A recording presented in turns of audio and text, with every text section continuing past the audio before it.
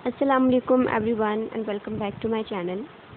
इससे पहले मैंने एक वीडियो अपलोड की थी जिसमें मैंने ये डिफ़ाइन करने की कोशिश की थी कि प्लेजरिज्म होता क्या है। तो हमने अंडरस्टैंड किया था कि प्लेजरिज्म का सिंपली वो मतलब नहीं है जो अक्सर हमारे माइंड में जनरल आइडिया होता है दैट दूसरों के चीज़ों को, दूसरों के काम को कॉपी पेस्ट करना। बट प्लेजरिज्म की बहुत सारी फॉर्म्स होती हैं। मिसाल के तौर पे हमने देखा था कि हम किसी और के काम को अपने ओन पर अगर अपने अपने तौर पर अगर सबमिट करवा दें कि हमने किया है, या हम किसी के काम को, किसी के पब्लिश वर्क को रेफरेंस के बगैर सबमिट करवा दें, या फिर अगर इंडिविजुअल असाइनमेंट्स हैं और हम उसको लोगों के साथ कोलैबोरेट करें, या फिर हम रिज़ल्ट्स को फॉल्सीफाई करें या किसी और के रिज़ल्ट्स को हम खुद कॉपी पेस्ट कर लें, तो ये तमाम चीज़ें प्लेजरिज्म में आती हैं। और प्लेजरिज्म एक अनएथिकल प्रोसेस है जिसको अवॉइड करना मेरा ख्याल है कि स्टूडेंट्स के लिए ज़रूरी है। सोशल साइंसेज में अनएथिकल समझा जाता है। इस वीडियो में हम ये अंडरस्टैंड करेंगे कि प्लेजरिज्म को अवॉइड कैसे किया जाए। जब हमें ये बताया जा रहा है कि एक अनएथिकल फिनोमेना है तो ज़ाहिर है हमें अवॉइड करना है, लेकिन ऐसी कौन सी गाइडलाइंस हैं कि जिसके ज़रिए हम प्लेजरिज्म को अवॉइड कर सकते हैं।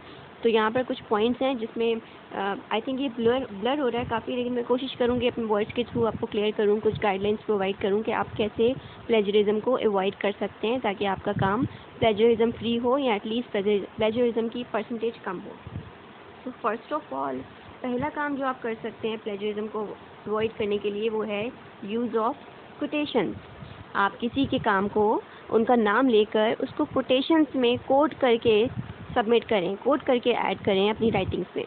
मिसाल के तौर पे अगर मैं अपनी राइटिंग्स में कोई कायदे आज़म की कोई बात ऐड करना चाह रही हूँ तो मैं उसको अपने तौर पे ना कहूँ, बल्कि मैं कहूँ कायदे आज़म सेड और आगे मैं उसको इन्वर्टेड कॉमास में बता दूँ, तो सिंपली कोटेशन हो जाएगा। इससे ये पता लगेगा कि ये बात मैं नहीं कह रही बल्कि ये बात किसी और ने कही है। Then making notes. आप कुछ भी पढ़ें, किसी भी रिसर्च को, आर्टिकल को, कुछ भी आप XYZ रीड करें तो आप कोशिश करें कि आप नोट्स बनाएं। और नोट्स आप कैसे बनाएं, साथ साथ कॉपी ना करें। आप पहले उस पूरी राइटिंग को पढ़ें और आखिर में नोट्स बनाएं। इससे क्या होगा कि आप पढ़ने के बाद उसको समझ भी जाएंगे, और समझने के बाद जो अपने आइडियाज़ से आप नोट्स बनाएंगे तो उसमें प्लेजरिज्म की जो परसेंटेज होगी वो एटलीस्ट बहुत ज़्यादा कम होगी। क्यों? क्योंकि आपने एज इट इज़ कॉपी नहीं किया, बल्कि पहले आपने उस राइटिंग को समझा और फिर उसको अपने वर्ड्स में लिखा, आखिर में नोट्स बना लिए, तो वो नोट्स एटलीस्ट प्लेजरिज्म फ्री होंगे। इसके बाद पैराफ्रेजिंग। ये तो इंग्लिश ग्रामर का कॉन्सेप्ट है, हम अक्सर देखते आ रहे हैं, बचपन में हमें पैराफ्रेजिंग सिखाई जाती थी। पैराफ्रेजिंग का मतलब होता है कि आपने एक सेंटेंस पढ़ा, कोई स्टेटमेंट पढ़ा और फिर आपने उसको अपने अल्फाज में लिख दिया, यानी वो वर्ड्स ना यूज़ करें। अक्सर हम जब रिसर्च कर रहे होते हैं तो हम रिव्यू ऑफ लिटरेचर करते हुए यही काम कर रहे होते हैं कि हम अपने वर्ड्स में लिख रहे होते हैं। तो बेसिकली पैराफ्रेजिंग में ये होता है कि आपने सेंटेंस को एज इट इज़ कॉपी नहीं किया, बल्कि अपने अल्फाज में उसको पैराफ्रेज कर दिया, अपने अल्फाज में स्टेटमेंट को, उसके वर्ड्स को, उसकी कॉम्पोजिशन को चेंज करके लिख दिया। तो इसके लिए आपकी इंग्लिश भी कुछ बेहतर होनी चाहिए, आपको सेंटेंस कॉम्पोजिशन, ग्रामर भी आनी चाहिए ताकि आप जुमले को अच्छे से अपने अल्फाज में लिख सकें। Next is site all the sources use. आपने जो भी सोर्सेज यूज़ किए हुए हैं ना, आप उनको साइट ज़रूर करें। साइट का मतलब होता है कि आप रेफरेंस ऐड करें। APA स्टाइल रेफरेंसिंग आती है जो कि मोस्टली यूज़ हो रही होती है और बड़ी अप्रोप्रिएट है। तो आप उस स्टाइल को देखें, APA स्टाइल गाइडलाइंस को देखें कि साइटेशन कैसे की जाती है। बिब्लियोग्राफी है, अगर किसी साइंटिस्ट का नाम है और उसका काम है कैसे ऐड किया जाता है, तो उसको सीखने के बाद आप साइटेशन करें।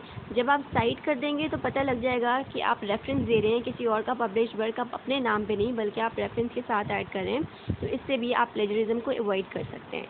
तो आप कोशिश करें इन गाइडलाइंस को पूरा करने की, अपने अल्फाज में चीज़ों को, अपनी इंग्लिश को इम्प्रूव करें। Specially I am referring to the students, अपनी अंग्रेज़ी इम्प्रूव करें, चीज़ों को पढ़ के समझ के अपने अल्फाज में लिखने की आदत डालें, तो यकीनन आपका काम प्लेजरिज्म फ्री होगा और आप इसको अवॉइड करेंगे और इस अनएथिकल काम से बचेंगे।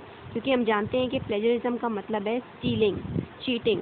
और मेरा ख्याल है कि कोई इंसान खुद को चोर कहलवाना नहीं चाहेगा, स्पेशली वी स्टूडेंट्स। प्लेजरिस्ट को थीफ कंसीडर किया जाता है जो दूसरों के आइडियाज़ और थॉट्स को चुरा कर अपने तौर पर आगे प्रेजेंट कर रहे होते हैं। तो आप कुछ भी पढ़ें लेकिन उसको अपने अल्फाज में समझें, अपनी एग्जाम्पल्स क्रिएट करें, अपने स्टेटमेंट्स बनाएं ताकि आप कुछ लर्न भी कर सकें और आपका काम अनएथिकल भी ना हो। आई होप आपको ये वीडियो समझ आई है। इस तरह की मज़ीद वीडियोज़ के लिए मेरे साथ कनेक्टेड रहें, मुझे सपोर्ट करते रहें। Thank you very much. Keep learning.